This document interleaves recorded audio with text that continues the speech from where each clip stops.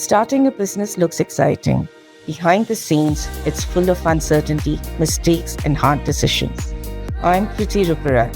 On the Business Blueprint podcast, entrepreneurs share their highs and lows and how they practically applied real business school lessons while building their companies. This is real conversation and practical learning. Welcome to the Business Blueprint podcast. Hello, everyone. Welcome to the Business Blueprint podcast. I'm your host, Priti Ruparel.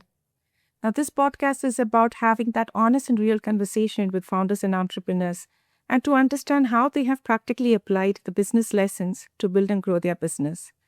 We hope that these nuggets of wisdom and the school of hard knocks that they share is helpful in your own entrepreneur journey.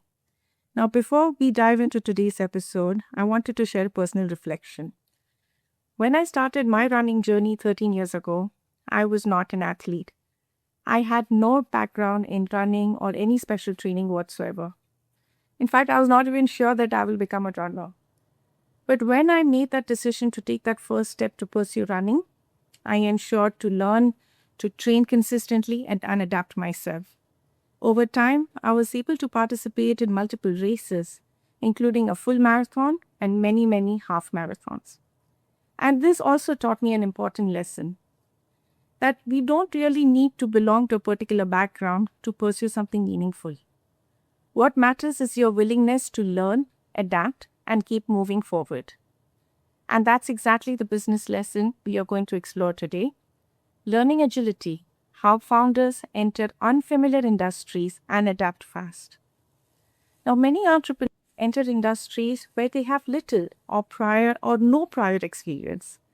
They don't succeed because they have the answers to everything. They succeed because they are willing to learn, adapt, and figure things out along the way. And our guest today is a wonderful example of that lesson. Samantha Ong is the founder and CEO of Joey Dolls, a mission-driven toy company creating culturally representative dolls that help children feel seen, celebrated, and proud of who they are. Since launching Joey Dolls, Samantha has built an award-winning brand, sold thousands of dolls worldwide, and expanded into retail and wholesale markets, and created a business that is making a meaningful impact on families and communities. Now, what makes her journey more fascinating is that she entered an industry that was completely new to her and learned her way through it. So let's have a conversation with Samantha. Samantha, welcome to the Business People podcast. It's such a pleasure to have you here today. Hi, thank you for having me. So, Samantha, before we talk about Joey Dolls, I would like to learn more about your story. So, can you take us back to the moment when the idea of Joey Dolls first came in mind to you and what inspired you to pursue it? I actually was a wedding photographer. So actually before that I was in corporate and I actually quit my job to pursue wedding photography, something actually I didn't know anything about as well. But for that, I think I really took my time to learn it. And when I was ready, I was able to quit my job, pursue that full time. And I really thought like that was like what I was meant to do in life. Like I thought I'm a creative person, like I love photography, like all the roads like were, leading up to this point. Like I found my purpose. And it wasn't until the pandemic that really it forced me to reevaluate everything because weddings were canceled and postponed and we were booked like 2 years in advance.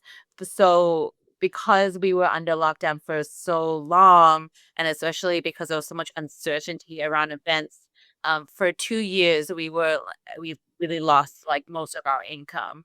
And I at that point I was just like at home thinking, I don't know who I am anymore if I couldn't be working as a wedding photographer because I thought like I had really found myself.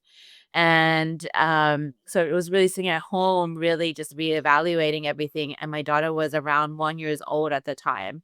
And I was thinking, like watching all the news unfold, especially with the rise of anti-Asian hate and just like all the feelings of growing up as a minority. I grew up in Australia, which I'm sure is like kind of a similar environment as growing up in Canada or in the US. where like those feelings of like trying to fit in and feeling othered and just feeling ashamed of how I look and where I come from and my culture. And I just thought, oh my gosh, like if like it really all those feelings came back, and I really didn't want my daughter, who is 1 years old, coming into this world, to feel that way. I was just like, oh my gosh, I thought, times have changed, but it hadn't.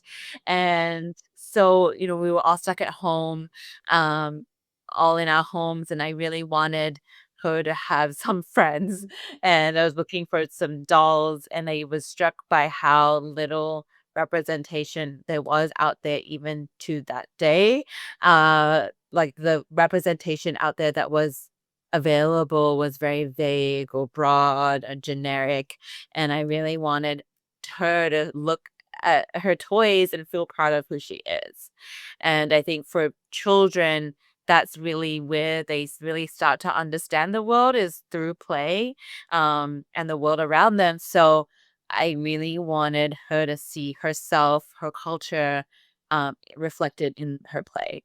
I love the concept. I've seen your website. You also have dolls from India. I'm from India, so I really love it. Like there's a cultural representation in these dolls. I wish I was young enough to enjoy.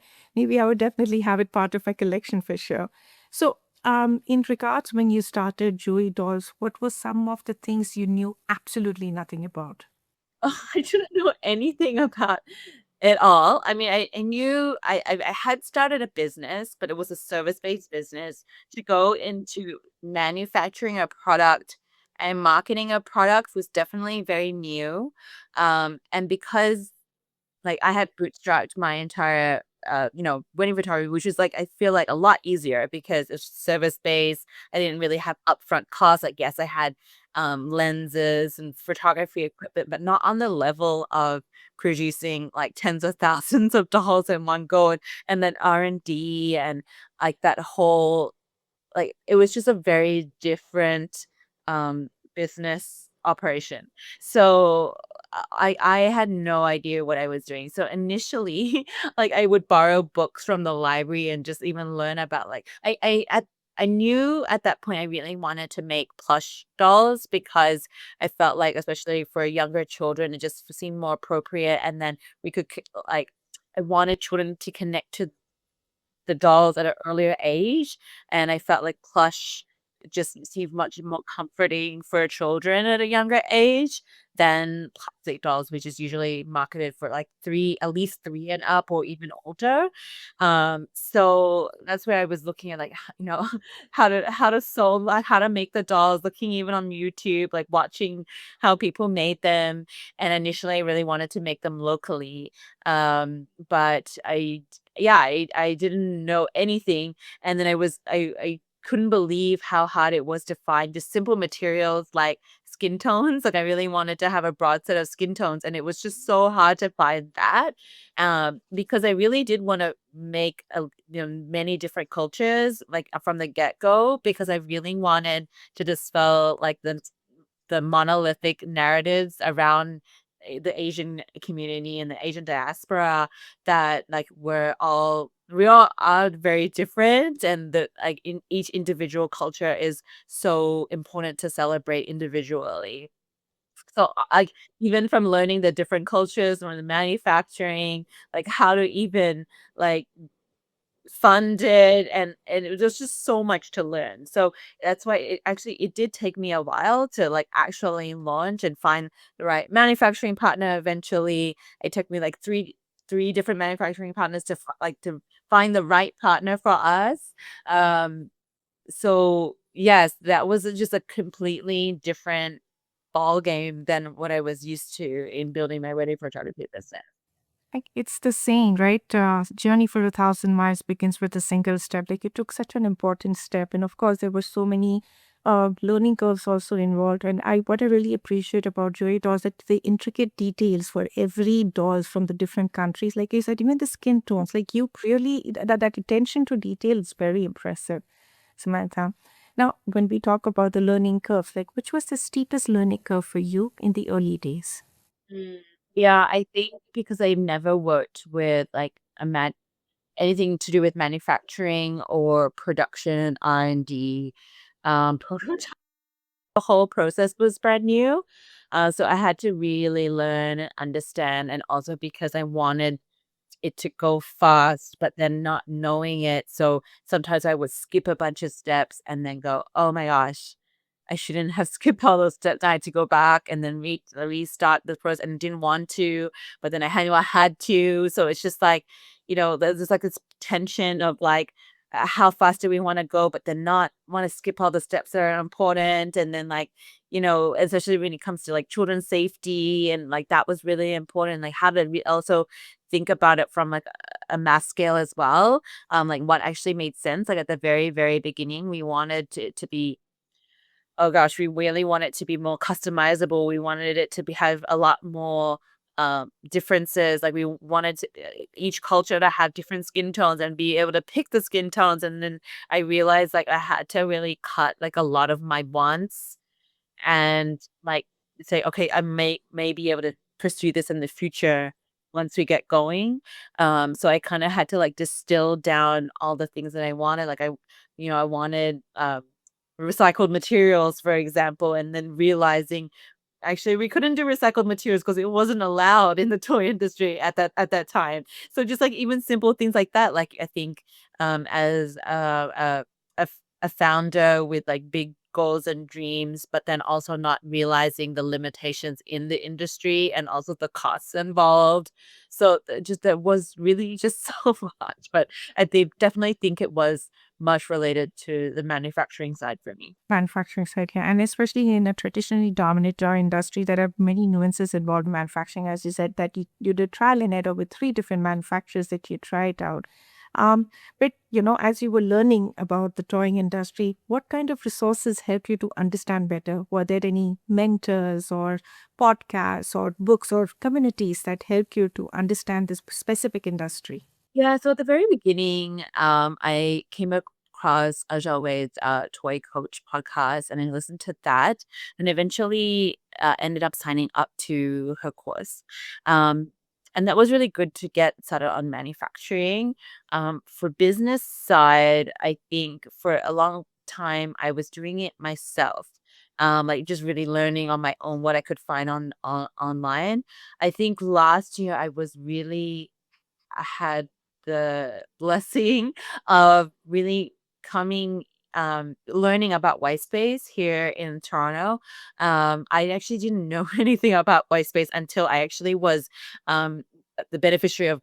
Like I was one of the recipients of the Visa She's Next grant, and initially I thought like the prize was the $10,000, woohoo, like $10,000, but actually on top of that, like, and I, yeah, did not realize I was able to receive, I think it was a couple of months of mentoring, and before the mentoring, initially it was just like a bonus to me, and before we started the mentoring, they really instead of like assigning any mentor, just like here you go, like see, run with it. They really like I was connected with Y-Space, and they really took the time to understand what my challenges were.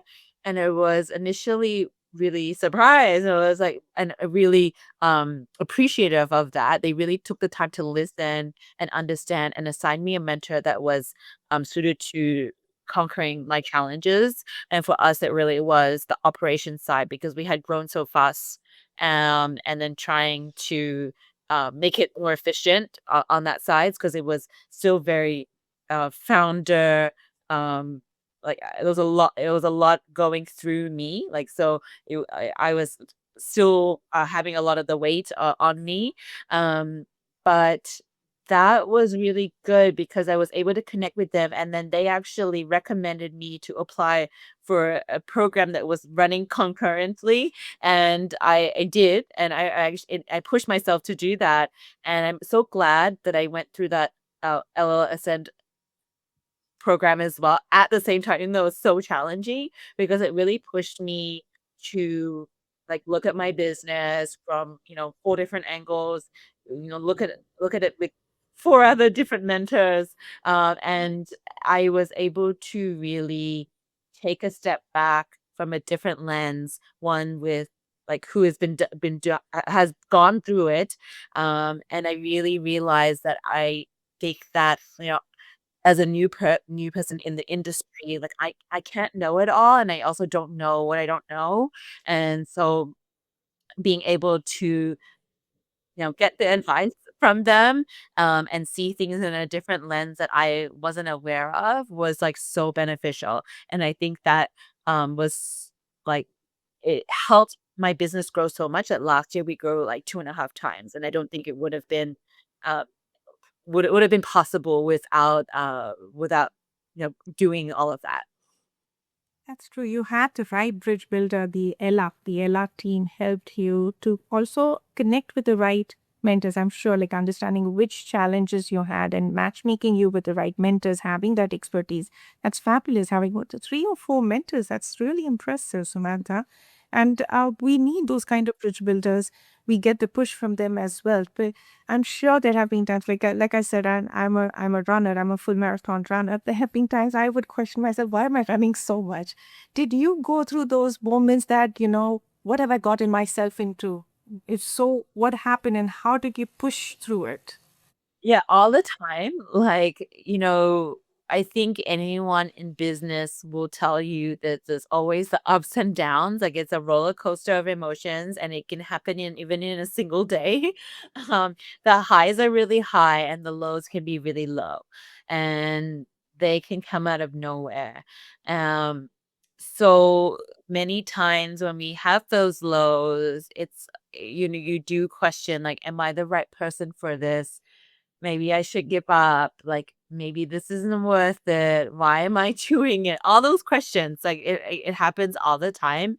And I think, I've always been reminded of like thinking about the impact that we make and the reason why we do it. And I think I have a strong connection to that. And of course, like, that connection does waver, like, there are times where I'm like, "Oh, like, maybe it would be so much easier just to get a job."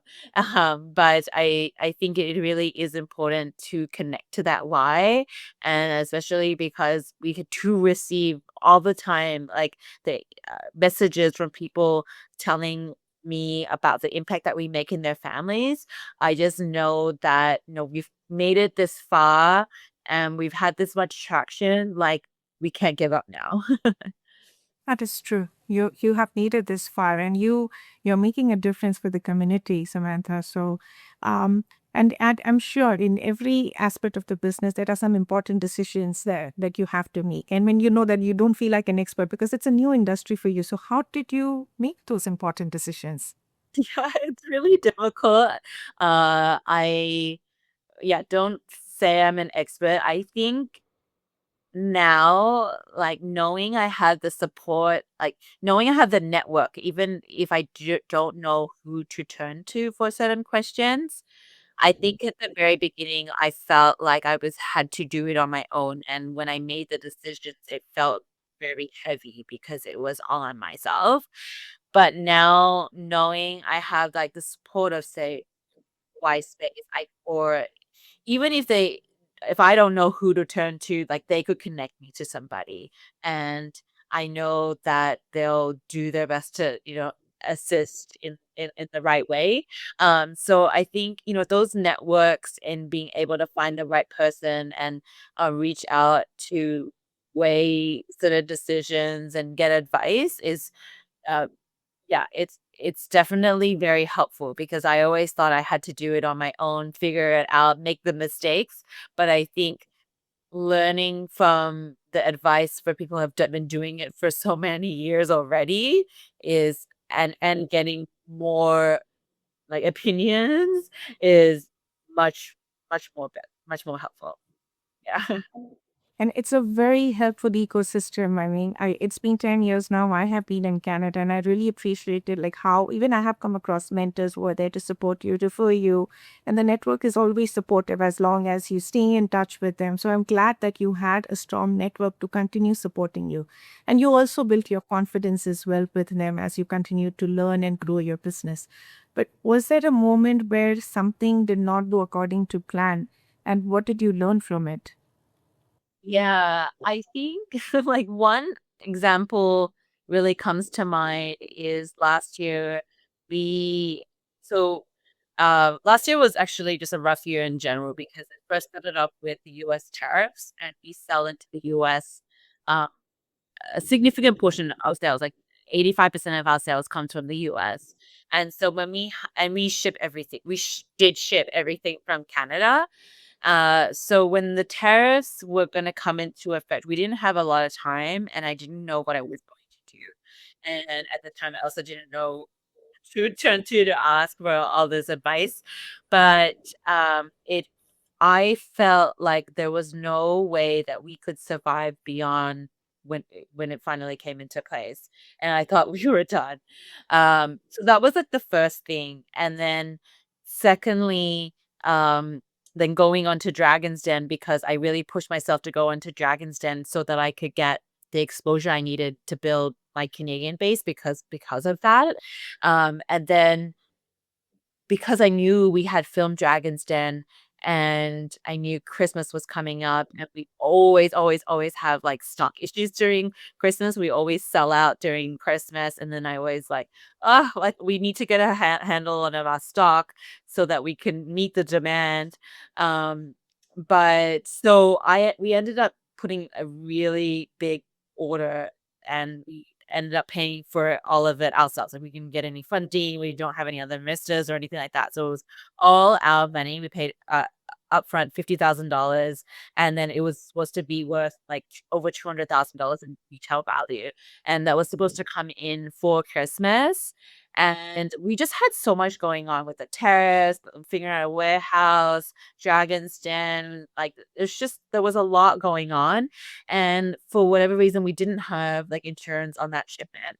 And we've never had an issue with any of our shipments. Our freight forwarders, like I've been doing this for like 30 years. I've never had a problem. And of course, like right before Christmas, I think it was October, we found out that shipment was on a train that had like it had derailed because of a rock slide. And so we lost that entire shipment right before Christmas. And so it's just like, you think you have all your ducks in a row. We just managed to pay that. And we were like, yes, we figured like, okay, we planned ahead of time and we're gonna have it ahead of time. We're gonna have all this stock in inventory, and then like something out of nowhere and like hits you, and you think you had everything in place, but then you didn't.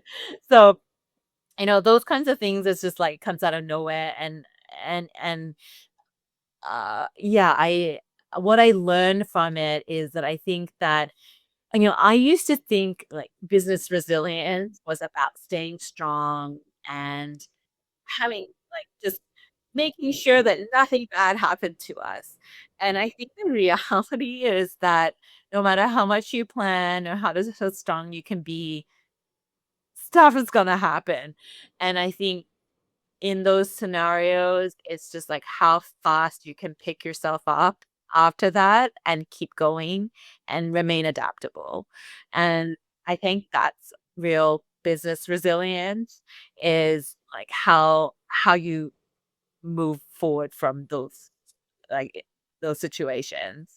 And so for me, of course, it felt really heavy at the time, and I was like, "Why? Why did this happen?"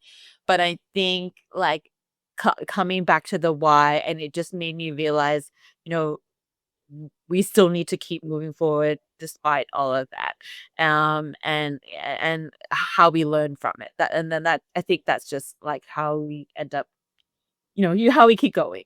And that's why I find that's why for this topic of learning agility, like you are an ideal person to share, Samantha. Like you went so many challenges. It's like when it rains, it freaking pours, right? It's so many challenges one after another, and it's like you have to adapt faster before, as the challenges were happening, one after another. So kudos to you, and we want that sending positive energy, you don't face any challenges, and in case there are any challenges coming, we know that you have the strength, that you can surpass those challenges.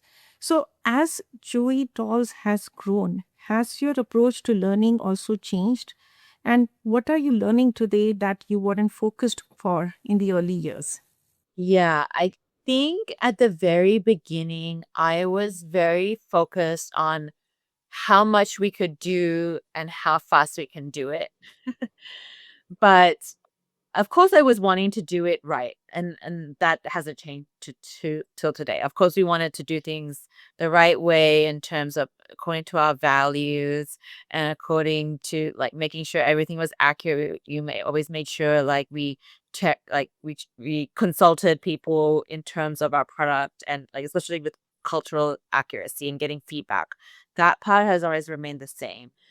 But when it comes to business itself, I think I always thought like, "No, I'm gonna try and do it all, and I'm gonna try and learn it all, and I'm gonna do as much as I can with what I have," which is how I built my business when I had a wedding photography business, and I think that was fine when I was doing that because of like, it was just a very different kind of operations, whereas here, because it just is so it requires so much logistics. It requires so much more marketing. It just requires a lot more strategy because I want to be able to scale this more globally and reach more families.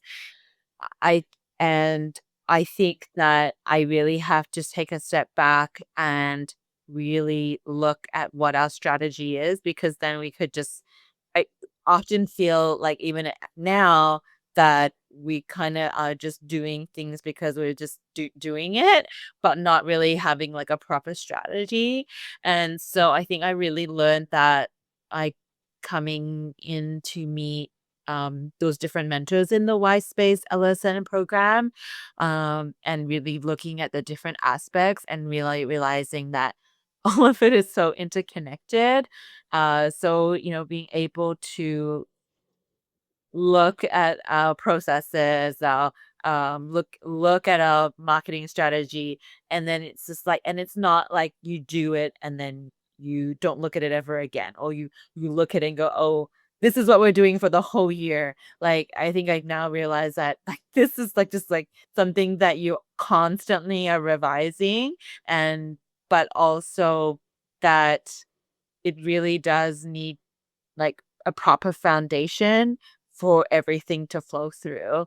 And I think being able to work with the right people to get the right advice on it is so fundamental. Like last year, I think I worked with Hannah Lau at White Space, and she told me like our messaging and like our USP, for example, like was great, like and it worked on and everything, but how we could just make it so much stronger, and even just like the really simple tweak that just seems so simple just had like such a tremendous effect on our the rest of our marketing and all the channels that we had and it gave us like just was able to scale it so much more, even just like a tiny tweak. And I only chatted with her for like 2 times. And I thought, wow, like if I was able to make those simple changes with the advice of her, just meeting with her 2 times, like what would it mean for our business to get the right uh, advice and strategy from the very beginning and look at it really holistically. So I think um knowing that, we can't do it all, um, I think is my biggest learning. Yeah. So, from a service based industry, you went to a product based industry and you found the right mentors in the industry. It was like even a small tweak made so much of difference in the business strategy side, marketing strategy. So, you also mentioned about the customer feedback. You also took in the feedback. So, was there any feedback from the customers in evolving any of the Joey dolls, whether it was, their feedback influenced in product development or a business decision or any strategic direction for your business? Yeah, that's something that we're always listening to. And I read every single comment that we get on Instagram or social or anything like in and most emails. So yes, we do definitely take all their feedback. So one thing is like, for example, um, if you don't know our business, I think it would be very reasonable to assume the next best step for our business would be to develop clothing for our dolls. And like that would be a great accessory that we could add on. But whenever we survey our customers, they're always like, we really want to see more representation. And I think that need for more representation is so much more is some like much higher right now because like Thai representation hasn't been done, like boy representation hasn't been done. And so that's something that we really want to fulfill before we can go, okay, we would love to come up with more clothing. And yes, we would love to do that, but always been listening to what our customers really want and trying to fulfill that. So it's something like even last year, I actually did come up with smaller versions of our dolls. And yes, we had to strip down like a lot of the details to make them smaller and more affordable. But it was something that I think customers wanted to be able to access the representation at a more affordable price point. And so now we have two price points where for those who really wanted like a premium heirloom doll and for those that really needed that representation but also could build out a collection and be able to build a number of dolls and collect them. So I think we're trying to adapt the brand on like to be able to for families to grow with the brand as well. I have often got customers who said, "Oh, I wish I had a found you, when my kids were like when they were 5, but now they're 10, 11." And so that's where we tried to come up with something so that between range could also have something and even parents like I hear a lot where parents are like, "Oh, I wish I had something for me." And yes, you could buy the dolls too. So that's something that we would want to try to come out and like match with as well so that they had something that they could feel proud of. So, yeah, we're always listening and I think that's a huge part of being a small business is that we can make those decisions much faster to fulfill those needs and adapt a lot faster. Exactly. So that's what agility is about. You did the experimentation, and this is helpful. Like you're listening to the customers. That's so important for an entrepreneur, and that results in the success of a business. So, what advice would you give to entrepreneurs who are thinking about entering an industry where they have little or no experience whatsoever? Yeah, I think definitely, take the time to do all the research and like take the time to learn it. And I think also at the very beginning, I was very scared to launch. Like there was a point where I was trying to be too perfect and then I was scared in launching. And I had someone to just push me like, no, just get it out at the same time. Like I know you want it to be all perfect, but also you have to like learn on the go as well. But I think like that research and being strong with the actual vision and clear with the vision is really fundamental. I think me, even though I went through 3 different manufacturers, that really was a blessing to us because I was able to refine the idea until we launched. So yes, there's this balance of being like wanting it to be perfect, but also having enough time to refine the idea and the concept before it actually launches and before, you lose all the money like manufacturing and production. Because in that time was refining it constantly and taking all the feedback from customers. And I think not being afraid to ask for their feedback. I think there are times where I have been guilty of putting out something that I thought like they would love. And not wanting to get the feedback because I didn't want to seem like we didn't know how to make it. But at the same time, customers really, really appreciate giving their opinion and feedback, and I really wanted their feedback, but it's just sometimes like it feels like we don't know what we're doing, but we want our customers to be part of that process. So, and that's why we always try to include them part of the process. So I think, not being ashamed to, or get uncomfortable with like asking people for their feedback is really big part of getting it right for the customer. That is so true. You said, like, get uncomfortable in receiving the feedback. And in fact, in this, I feel you actually made the customers feel that they are also part of your business journey, Samantha, that matter of belonging. And that's where I feel the organic community takes place, so they are there with you in those, the transition times that you were going through. So that's really helpful. Now, this is my final question I wanted to ask, like, what mattered more? Was it the industry experience or the willingness to learn quickly? And why? Yeah, definitely willingness to learn. I think, they always say sometimes it's actually good that you don't know the industry because like that naivety also is a blessing because you just throw yourself into it. And there is a saying where if you had a known all that you knew, like, back when you started, you probably wouldn't have started. And I think you should just embrace that. I think you could definitely learn everything as you go, but also be really willing to be receptive to all that you learn. And it is a huge learning curve. Like I'm always someone that is like constantly wanting to and learn and know it all anyways. So I thrive on like learning all the new things. And I think in business you just have to have that mindset of constantly learning, like constantly adapting and constantly like getting new ideas or information or better ways to do things. And that's I think uh, the real way you can stay in business.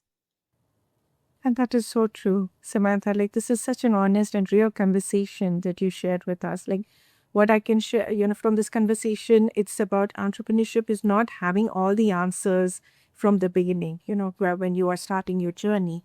It's about willing to learn, to adapt, and to keep moving forward, even when you know the path is not clear. That's the messaging that you are sharing with me. And I think it resonates with today's business lesson that you don't need prior experience to start. You need the ability to learn fast and adapt and keep moving forward. So, Even though you may have had industry experience, the industry today, like it changes so fast.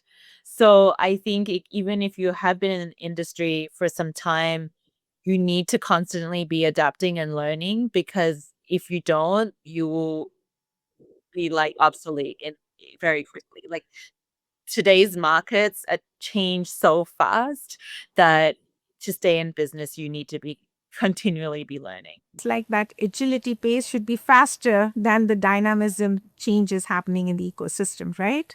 Absolutely. So, thank you, Samantha. This is a wonderful discussion we had. Thank you so much for your time. Oh, thank you. Thank you for having me.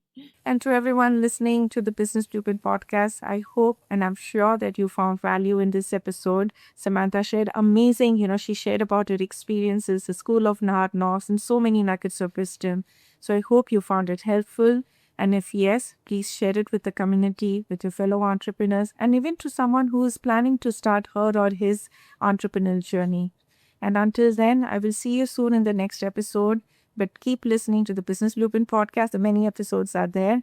And if you would like to connect with Samantha, we share the details of her Instagram page, her LinkedIn details, and the website. Please check out the beautiful dolls she has on her website. And keep building your business blueprint and keep creating and carving a niche in your entrepreneurial journey. Until then, I'll see you in the next episode. This is Priti Ruparel from the Business Blueprint podcast.